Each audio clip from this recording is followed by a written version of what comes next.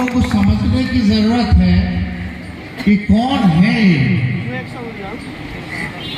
इनको केवल vote bank से मतलब है। आपकी समाज को वंचितों शोषितों back bencher of the society जो अंतिम पैरान पे खड़ा व्यक्ति है उससे इसको कोई मतलब नहीं है। हम तो खुल के कहते हैं ये लोग आरक्षण चोर और आरक्षण फोड़ दो। 17 महीने हम लोगों की सरकार बनी। जाति आधारित गणना पूरे देश में पहली बार किसी राज्य में हुई। हम लोगों ने आरक्षण की सीमा में 65% में दलितों का बढ़ा, पिछड़ों का बढ़ा, अति पिछड़ों का बढ़ा, आदिवासी भाइयों का बढ़ा, यानी 16% जो है हम लोगों ने आरक्षण बढ़ाया। और हम लोगों ने कैबिनेट से ये मांग की थी भारत सरकार से कि इसको सूची 9 में डाल दिया, शेड्यूल 9 में डाल दिया जाए ताकि तमिलनाडु के तर्ज पे जो हमने आरक्षण बढ़ाया है वो सुरक्षित रहे। 9 महीना हो गया, 10 महीना हो गया, ये लोगों ने, केंद्र सरकार ने कोई कार्रवाई नहीं की। इधर हमारे चाचा जी पलट गए और जो हम लोगों ने आरक्षण बढ़ाया 16%, वो योग का योग जिसका डर था कि कोर्ट कचहरी जाकर के फंसा देगा, वही वो। अब आप लोग छात्र लोग, तेजस्वी आया तो 5 लाख नौकरियां दी, 3 लाख नौकरी प्रक्रियाधीन कराई, जो बहालियां निकल रही हैं। अगर ये आरक्षण होता तो क्या 16% दलितों को, पिछड़ों को, अति पिछड़ों को, आदिवासी भाइयों को नौकरी का लाभ मिलता कि नहीं मिलता? यानी ये लोग चाहते ही नहीं हैं कि हमारे दलित समाज के लोग या जिनका उत्पीड़न सदियों लोगों ने किया है, ये लोग मुख्य धारा में हैं। आज भी हम लोग देखते हैं कि अखिलेश जी मंदिर चले जाए तो मंदिर को धोया जाता है, मांझी जी चले जाए मंदिर तो धोया जाता है।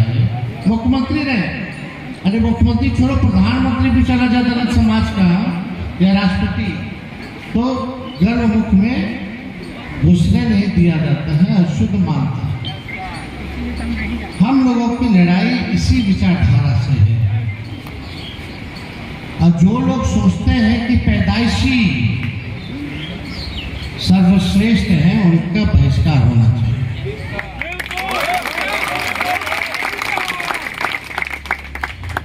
जो लोग अपने आप को सर्वश्रेष्ठ समझते हैं पैदाइशी, हम पूछना चाहते हैं उनका 4 हाथ है, चार हाथ है क्या? 2 दिमाग है, 2 मुंडी है। अरे भाई सब तो इंसान ही है ना। मेरा भी 2 हाथ है, 2 पैर है, 1 मुंह है, 2 आँख है, 1 नाक है, 2 कान है, और सब भी यहाँ हमारे हैं वैसे ही सब। हम सब लोग तो बराबर हैं। सुन लो, इसलिए ना आरक्षण बढ़ा। और हम तो कहते हैं कि इतने हिमायती भाजपा वाला लोग है तो ले आए बिहार विधानसभा में, कल ही ले आए। 65% ना करके 75% कर दे, हम तो स्वागत करेंगे, जल्दी पास करा देंगे। लेकिन केंद्र सरकार को बोलो पार्लियामेंट में खोला, रास्ते में नाम सूची 9 में डाल दो। इस पे कहीं कोई चर्चा ये लोग करने वाला नहीं। आप जाति आधारित गणना कराए हैं, 94 लाख परिवार गरीब निकले हैं। इतना क्या हो रहा है? अब आपके पास शैक्षणिक से लेकर आर्थिक स्थिति तक पता चल गई, उनकी पूरी एक्सरे होकर के आपके पास रिपोर्ट आ गया। कौन ठेला चलाता है, कौन नाला साफ करता है, कौन दिहाड़ी मजदूर है, कौन भूमिहीन है, कौन बेरोजगार है, किसका झोपड़ी का मकान है, ये सारा साफ हो गया। अब उस आंकड़े का ये लोग कर क्या रहे हैं? जब से भाजपा आई है हम लोग लोग तो देश भर में जाति आधारित गणना चाहते थे, लेकिन देश में इन लोगों ने मना कर दिया। हम तो खुद प्रस्ताव लेकर के पूरा टीम मुख्यमंत्री जी को लाद के दिल्ली हम लोग लेके गए थे, प्रधानमंत्री से मिले। प्रधानमंत्री जी ने मना कर दिया, नहीं होगा। केंद्र सरकार के मंत्री पार्लियामेंट में बोले कि नहीं होगा। तो हम लोगों ने बिहार में कराया। अब बिहार में रिपोर्टवा जो आ गया उसका एक कर रहे हैं। सवाल ये होता है, हम लोग थे तो तैयार किए थे कि जो बेरोजगार है, जिसका आय 6,000 से कम है, जो गरीबी रेखा के नीचे पाए जाते हैं, 94 लाख ऐसे परिवार, जिसको काम धंधा नहीं है, वैसे परिवार को 2 लाख रुपया देके हम लोग मदद करेंगे। जो भूमिहीन है उसको जमीन लेने के लिए 1 लाख रुपया और पक्का मकान बनाने के लिए 1,20,000 रुपया हम लोग देंगे। उस योजना का क्या होगा? कोई सवाल तो अब आप लोगों को पूछना पड़ेगा। सबसे ज्यादा गरीबी तो दलितों में है, आदिवासियों में है, अति पिछड़ों में है, पिछड़ों में है। तो मेरा ये कहने का तात्पर्य है, वहां भी लोग बने हैं, कई पार्टियां, दलित पार्टियां भी बनी है। कल तक मोदी जी को लोग गाली दे रहे थे, मोदी जी मंत्री बना दे, सब मोदी जी भगवान हो गए उनके। क्यों नहीं आरक्षण की बात करते? क्यों नहीं देश में जातीय जनगणना की बात करते हैं? क्यों नहीं गरीबी बेरोजगारी के बारे में ये लोग बात करते हैं? क्यों नहीं पलायन रोकने के बारे में बात करते हैं? क्यों नहीं आप लोगों को न्याय दिलाने के बारे में बात करते हैं? जब अमित शाह जी बोलते हैं अम्बेडकर अम्बेडकर अम्बेडकर, याद है कि नहीं आप लोगों को? पार्लियामेंट बोलते तो ये दलित नेता क्या कर रहे थे? पार्लियामेंट में बैठ करके डिफेंड कर रहे थे अमित शाह जी को। तो मेरा कहने का मतलब है कि आप सब लोगों को पहचानना पड़ेगा। जब लालू जी मुख्यमंत्री थे तो दलित बस्तियों में जाते थे। आप लोगों से पहले वाली पीढ़ी को बाल कटवाते थे। आप लोग तो बाद में होंगे, लेकिन उससे आपसे पहले वाली जो पीढ़ी होगी उनका बाल कटवाना, नहलाना धुलाना, पढ़ना लिखना सीखो, शिक्षित बनो। गाय चराने वाले, भैंस चराने वाले, जूता सीने वाले, तारी उतारने वाले, पढ़ना लिखना सीखो। मूस पकड़ने वाले, सुअर चराने वाले, पढ़ना लिखना सीखो। इतना ही पटना का प्राइम इलाका है जहाँ रैन बसेरा लालू जी ने बना करके दिया। सिटी हार्ट, जो हार्ट ऑफ द सिटी है, जो प्राइम इलाका है, जहांगीर का बिल्डिंग खड़ा है, वहां भी लालू जी ने गरीबों का बिल्डिंग बनाया। उसके बाद से कोई भी मुख्यमंत्री गया क्या? कोई टोला नहलाया क्या? आज स्थिति देख लो, कहाँ रह रहे हैं लोग? झोगी में, झोपड़ी में। ये सरकार उतार रही, किनको जा रही? आप ही के भाई बहन, आप ही के समाज के लोग हैं। कौन लोग हैं जिनको ये सरकार उजाड़ने का काम कर रही है? लालू जी बसाते थे, ये लोग उजाड़। स्मार्ट सिटी के नाम पे या फल्ला सिटी के नाम पे, मतलब ये चाहते कि स्मार्ट केवल चंद लोग ही दिखे, बाकी सब ना। तो आप सब लोग छात्र हैं।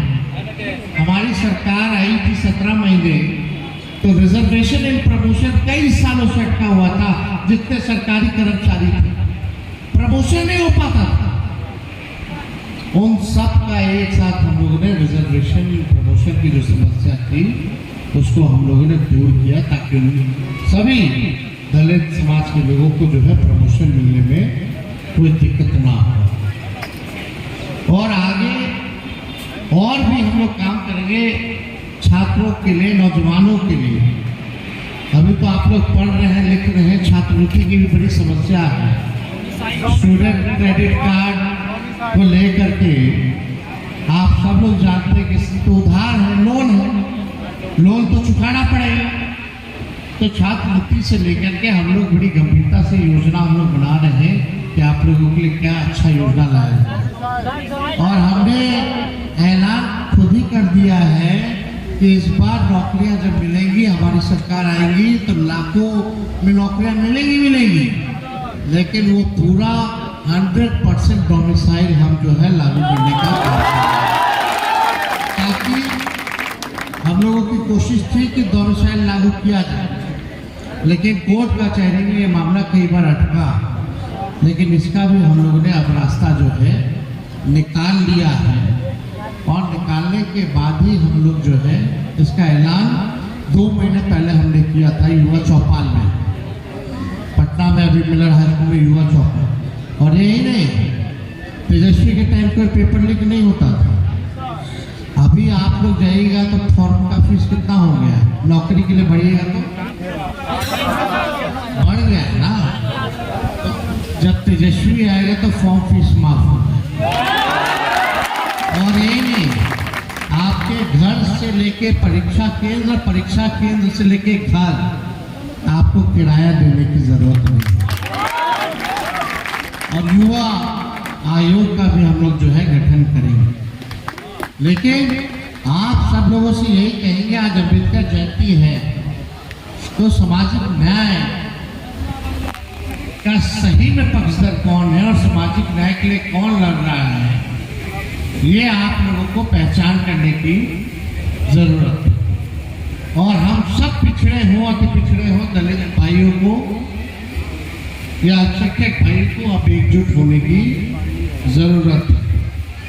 सरकार खटारा, सिस्टम नकारा, सीएम थका हारा, लोग कर रहा मारा, ये सच्चाई है। 15 साल पुराना गाड़ी पे आप देखिएगा, सरकार अनुमति नहीं देती क्योंकि प्रदूषण देता है, खराब हो जाता है, खटारा हो जाता है, धुआं छोड़ता है। अब ये सरकार सोचो 15 साल नहीं 20 साल पुरानी हो गई, खटारा हो गई। अगर आगे बढ़ना है, तरक्की पानी है, विकास पाना है, तो आपको गाड़ी बदलना होगा। खटारा गाड़ी से तेज रफ्तार के साथ अगर विकास करना है तो नई गाड़ी में आप लोगों को आना होगा। तो आप सब लोग आमंत्रण दिया, आप सभी लोगों को, आयोजकों को दिल से धन्यवाद देते हैं, बधाई देते हैं और अपनी बात को यही विराम देते हैं। एक बार सब लोग नारा लगाए, बाबा साहब अमर रहे, संविधान की रक्षा कौन करेगा, बाबा साहब अमर रहे, जय भीम। बहुत बहुत धन्यवाद, जय हिंद, जय भारत।